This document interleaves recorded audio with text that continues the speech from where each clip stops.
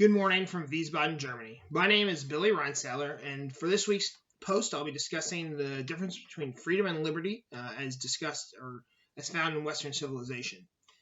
Because I'm a little bit late on my post, today happens to be Memorial Day, which I find fitting as we discuss freedom and liberty, and I just want to take a moment to reflect on that, and to do so, I'd like to read the World War I poem by John McCrae, who was a Canadian lieutenant colonel during World War I. He wrote a very famous poem known as In Flanders Fields. In Flanders Fields the poppies blow between the crosses, row on row, that mark our place, and in the sky the larks, still bravely singing, fly, scarce heard amid the guns below.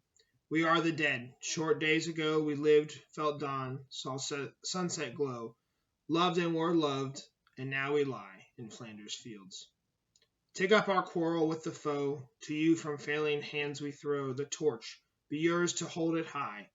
If ye break with faith with us who die, we shall not sleep, though poppies grow in Flanders Fields.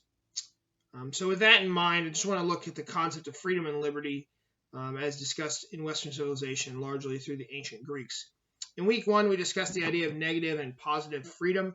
Negative freedom is discussed by Alexander Rosenthal Pubal in his article Reflections on Ancient and Modern Freedom. He described freedom as freedom from external restraint. So no constraints upon a person at all. Drawing on the ancient Greeks, especially Socrates, he discussed that true freedom is only found in self-mastery. So negative freedom was the freedom to do something. Positive freedom being the self-mastery to do something. So an example, this would be a person is free to eat whatever they want, but they're only truly free if they are able to control that urge and restrain themselves from gluttony. And so it has to do with rightly ordering things. So another point of this is reflecting on Cicero in his article Cicero, Roman Republicanism, and the Contested Meaning of Libertas.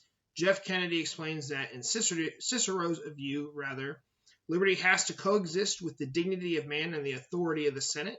So this ordered liberty he saw was found in Rome's form of governance, and Cicero believed deeply in the authority of the Senate.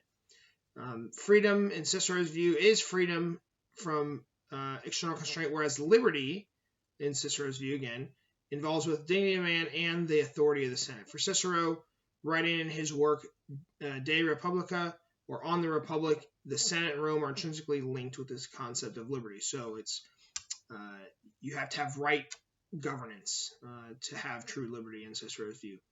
Aristotle discussed freedom as well, describing it as the capacity to direct one's self to those ends which one's reason rightly recognizes as choice-worthy. This is how Moira Walsh describes Aristotle's concept of freedom in her article, Aristotle's Conception of Freedom.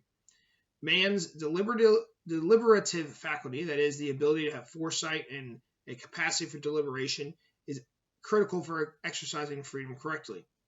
Although Walsh uses the term freedom here, it is really important to note that this concept is more in line with Cicero's conception of liberty. And in the article, Walsh does identify that Aristotle views a definition of freedom which only encompasses freedom from external constraint as one which is lacking. So Aristotle views true freedom, or really I would say liberty, as one's ability to live according to their desires, informed by the dictates of one's reason, and thereby attain that which is good. So it's rightly ordered reason. Thus, surveying the articles from the first 3 weeks of the course, one can view freedom as freedom from external constraint, whereas liberty involves the use of right reason to make a decision which leads to some ultimate good. For most of the Greek writers, this conception of liberty extends to the political realm, with the state acting to uphold the dignity and liberty of its citizens. This liberty influenced later thinkers, including the English, who developed the Magna Carta, or Great Charter, upon which the U.S. Constitution is based. Thus, true liberty is an important concept for philosophers and historians alike to study. Thank you.